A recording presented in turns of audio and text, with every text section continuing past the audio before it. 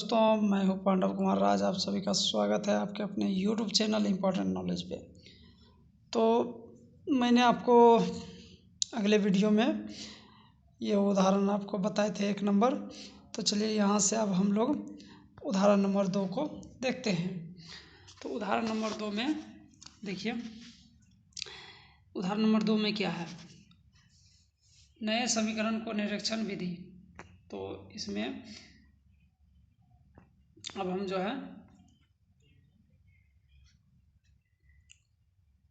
हल करने की कोशिश करेंगे। तो देखिए, HNO3 प्लस CaOH का होल ट्वाइस, यानी कि इसको हाइड्रा ऑक्साइड बोलते हैं। OH जो है, उसके बाद ये दोनों तत्व मिल करके, ये दोनों जो है मिल करके अभिकारक आपको प्रोडक्ट में क्या देते हैं, CaNO3 whole twice plus H2O। तो जल बनाती है स्टेप में। देखिए, तो इसमें देख लीजिए, आपको काउंटिंग कर लीजिए। दोनों LH में 1 तथा RH में 2 इस तरह से अणु किया है। तो मैं वीडियो को स्लाइस करता हूँ, सॉरी इसको। तो आप यहाँ से क्या कीजिए, देख लीजिए, इतना बोलने की ज़रूरत नहीं है, आप देख लीजिए और धीरे धीरे मैं आगे बता रहा हूँ। तो चलिए देखिए, संतुलित करना तो आप सीख गए हैं, यानी कि ये देखिए, ये एरो है, ये एरो के इस साइड, एरो के जो है आगे, एरो के आगे और पीछे दोनों साइड को, तत्वों को बैलेंस करना यानी बराबर करना ही संतुलित करना होता है। तो चलिए देखिए, इस तरह से तो संतुलित किया गया। यहाँ देखिए, सबको गिन लिया गया है और गिनने के बाद यहाँ आप जो है बैलेंस आपका संतुलित हो चुका है।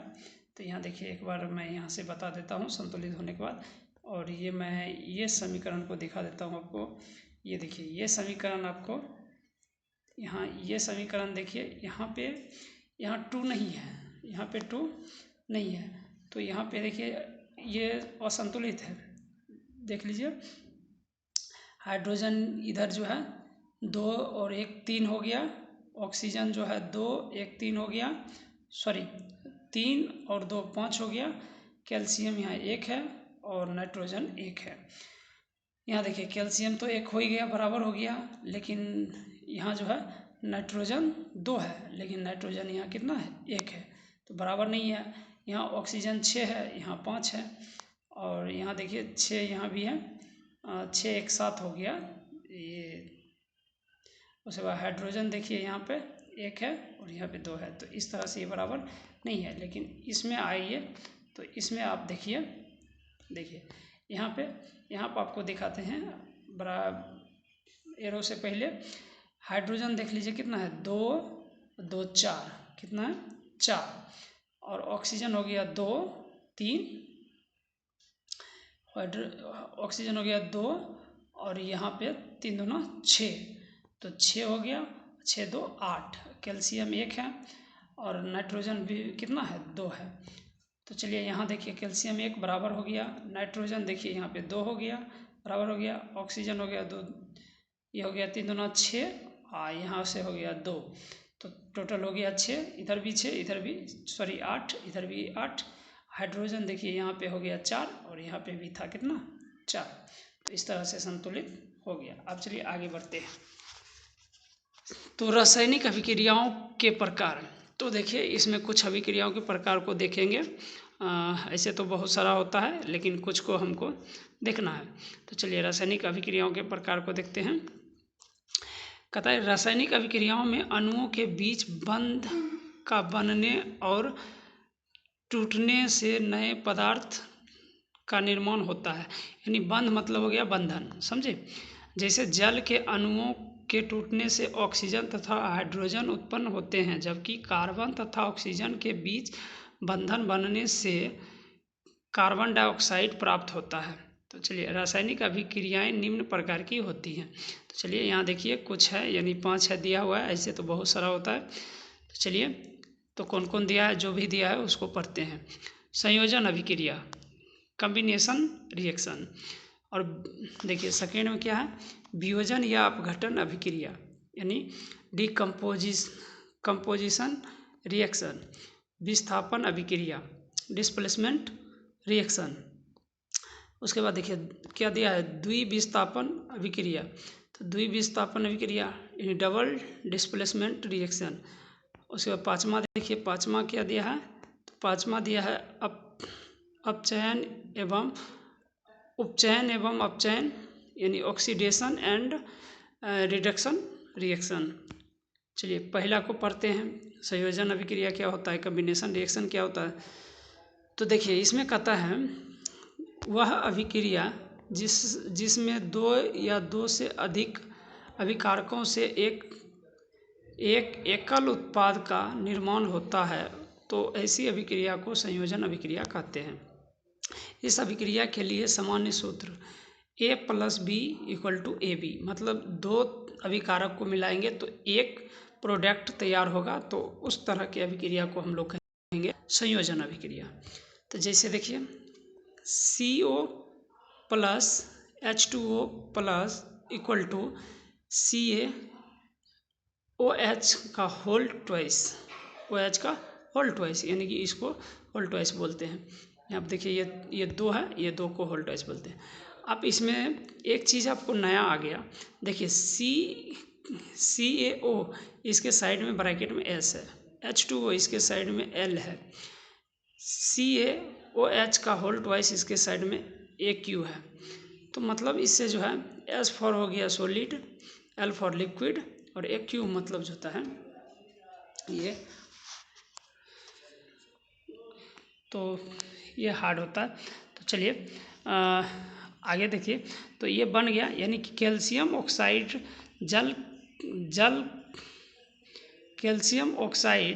जल के साथ जब अभिक्रिया करती है तो कैल्शियम हाइड्रोक्साइड बनाती है, चूना बनाती है। ये तो चूना जान पे करते हैं, थोड़ा हार्ड होता है, तो बुझा हुआ चूना यानी कि चूना।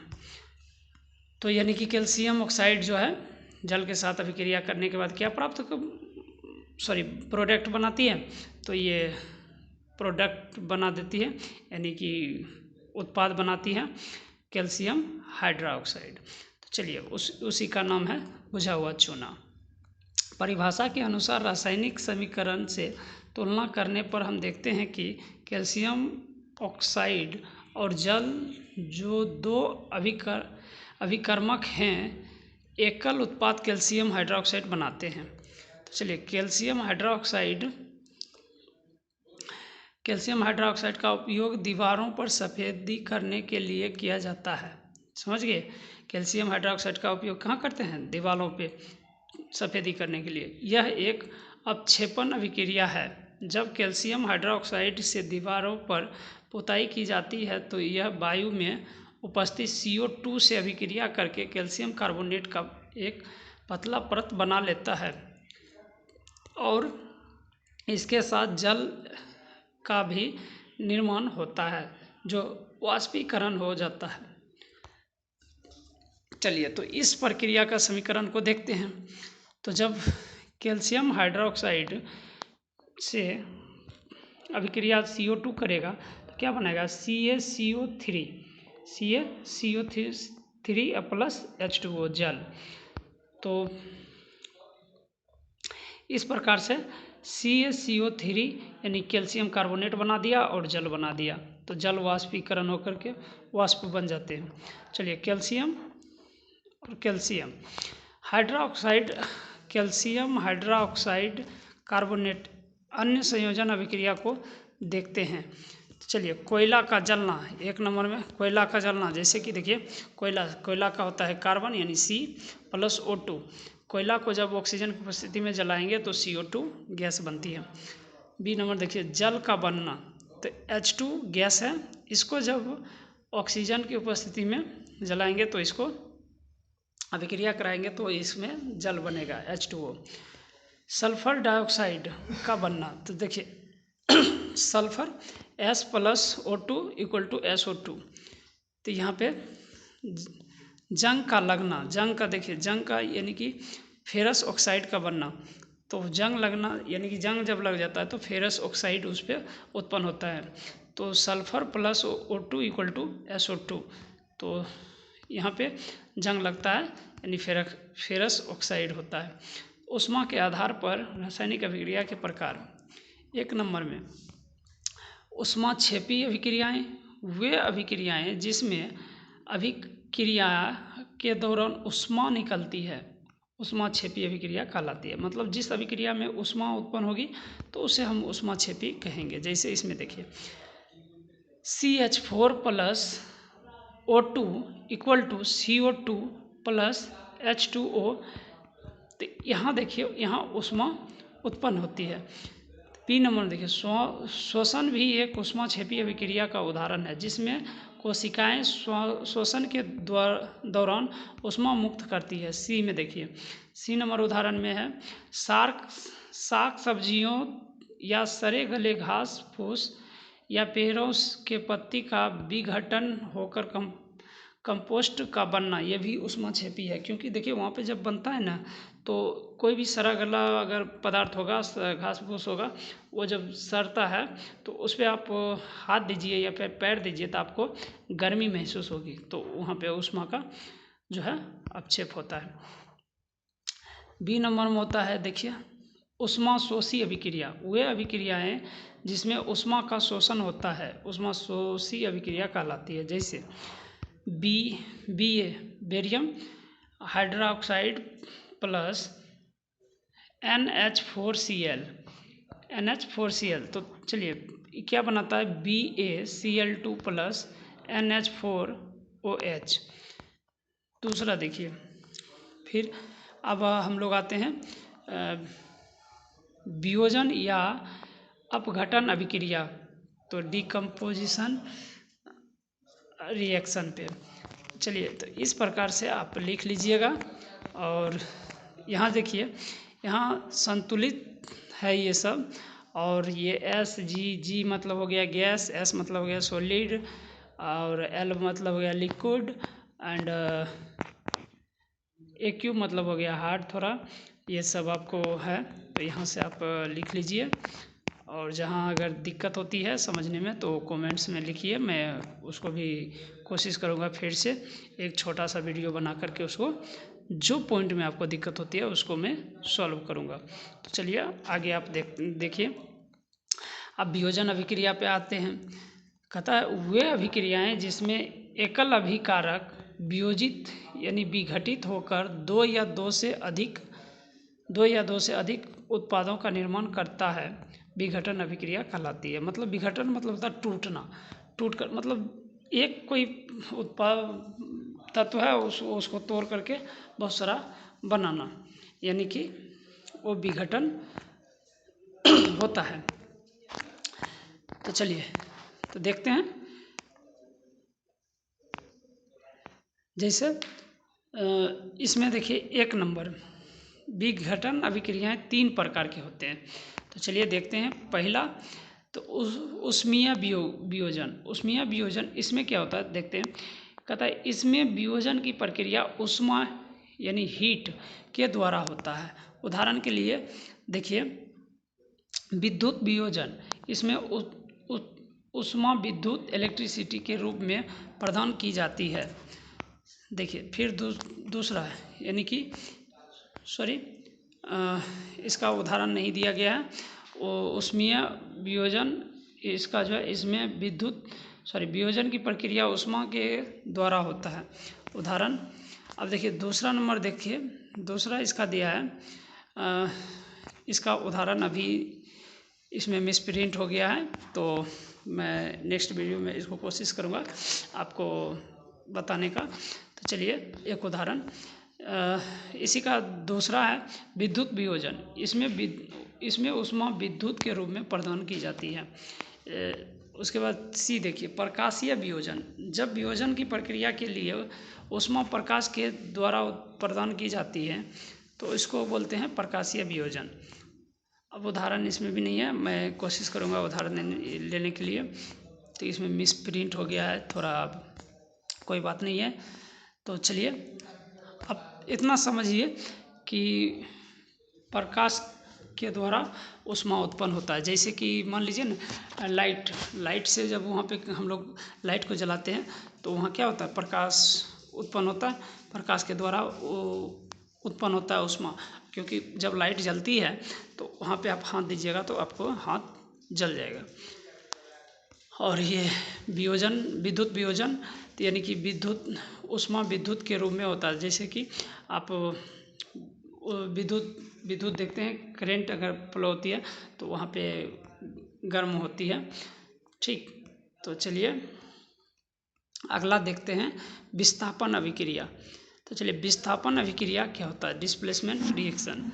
ऐसी अभिक्रियाएं जिसमें अधिक अभिक्रियाशील पदार्थ कम अभिक्रियाशील पदार्थ को उसके यौगिक से अलग कर देता है, उसे विस्थापन अभिक्रिया कहते हैं। तो जैसे देखिए Fe+CuSO4 ये जो है बनाती है Fe+SO4+Cu, यानी कि यहाँ देखिए यहाँ क्या है, Cu के साथ SO4 है और Fe जो है Cu से अधिक क्रियाशील होती है, इसलिए Cu को क्या किया, विस्थापित कर खुद आ गया इसके जगह पे। तो ये खुद आ गया, तो ये मतलब स्थान का परिवर्तन होना ही समझ लीजिए विस्थापन होती है। जैसे देखिए कॉपर सल्फेट फेरस सल्फेट, यानी कॉपर सल्फेट फेरस सल्फेट बनाती है। यहाँ लोहा कॉपर से अधिक अभिक्रियाशील पदार्थ है जो अपने से कम अभिक्रियाशील कॉपर को उसके यौगिक कॉपर सल्फेट से अलग कर देता है और इस अभिक्रिया में कॉपर सल्फेट का रंग नीला होता है। परंतु जैसे ही लोहे की कीले विलयन में डालते हैं तो कॉपर के विस्थापन के कारण विलयन का रंग नीला से भूरा हो जाता है। तो चलिए रंग भी याद रखिएगा, रंग भी पूछ लेता है कभी कभी, तो आपको रंग भी याद रखना है कि कॉपर सल्फेट का रंग कैसा होता है, तो नीला होता है। और जब इसको लोहे के साथ अभिक्रिया कराई जाती है तो इसमें विस्थापन होने के बाद जो है इसका रंग नीला से भूरा हो जाता है। अब देखिए Zn+Cu SO4 ये बनाती है Zn SO4+Cu, यानी कि Zn भी इससे ज़्यादा अभिक्रियाशील है, इसलिए इसके स्थान को विस्थापित कर दिया। कॉपर सल्फेट ये हो गया CuSO4 कॉपर सल्फेट और ZnSO4 हो गया जिंक सल्फेट। ठीक, तो चलिए तीसरा देखते हैं उदाहरण। PV+ लेड होता है शीशा प्लस CuCl2, ये जो है PVCl2+Cu, यहाँ पर जो है copper chloride CuCl2 copper chloride हुआ और PVCl2 ये लेड क्लोराइड हुआ। तो यहाँ पर भी जो है आप देखते हैं कि उदाहरण 2 तथा 3 में जिंक तथा लेड दोनों तत्वों ने कॉपर को अभिक्रिया में उसके यौगिक से विस्थापित कर देते हैं। ऐसा इसलिए होता है क्योंकि कॉपर जिंक तथा लेड दोनों से कम अभिक्रियाशील है, तो इसलिए विस्थापित होता है। 4 नंबर देखते हैं द्विविस्थापन अभिक्रिया, डबल डिस्प्लेसमेंट रिएक्शन। ऐसी अभिक्रियाएं जिसमें अभिकारकों के बीच आयनों का आदान प्रदान होता है द्विविस्थापन अभिक्रिया कहलाता है, यानी कि कार्बन का आदान प्रदान हो जाता है। तो चलिए द्विविस्थापन अभिक्रिया के लिए सामान्य सूत्र यानी AB+CD इक्वल टू बनाती है AD+CB, मतलब इसका इसमें और इसका इसमें। तो चलिए उदाहरण के लिए देखते हैं और उसके बाद अभी तो थोड़ा है तो ज़्यादा लंबा वीडियो हो जाएगा, इसलिए इसका उदाहरण लेकर के हम लोग चलिए इसका उदाहरण से ख़त्म कर देंगे और अगले वीडियो में 5 नंबर से स्टार्ट करेंगे। तो देखिए यहाँ से उदाहरण देखिए Na2SO4+BaCl2 ये बनाती है BaSO4 यहाँ देखिए ये इसमें चलाता है और इसका इसमें चला जाता है, तो NaCl। उसी तरह से देखिए NaOH+H2SO4, तो ये जो है दोनों अदला बदली यानी आयन का आदान प्रदान कर देगा, तो Na यहाँ से SO4 चला आएगा इसमें, तो Na2SO4 SO4 और यहाँ पे हो जाएगा H2O। 3 नंबर देखिए इसमें NaCl प्लस AgNO3 ये बनाएगी AgCl प्लस NaNO3। 4 नंबर में देखिए उदाहरण में BaCl2 प्लस H2SO4 ये बनाएगा BaSO4 प्लस HCl। 5वां उदाहरण देखिए BaCl2 प्लस KSO4 तो ये बनाएगा, देखिए Ba यहाँ पे Ba है तो Ba और इसका जो है SO4 आ गया, इसका आयन इसमें आ गया और इसका देखिए K है KCl2 इसके आयन में आ गया। तो चलिए, तो वीडियो अगर अच्छा लगा हो तो आप लाइक कीजिएगा, कमेंट्स कीजिएगा, ज़्यादा से ज़्यादा सब्सक्राइब और शेयर कीजिएगा। तो फिर मिलते हैं नेक्स्ट वीडियो में, तब तक के लिए जय हिंद, जय भारत, थैंक यू। सब्सक्राइब करना ना भूलिएगा और साथ में बेल आइकन दबा लीजिएगा ताकि जब भी मैं वीडियो अपलोड करूं तो नोटिफिकेशन सबसे पहले आपको मिले। तो चलिए नेक्स्ट वीडियो में मिलते हैं।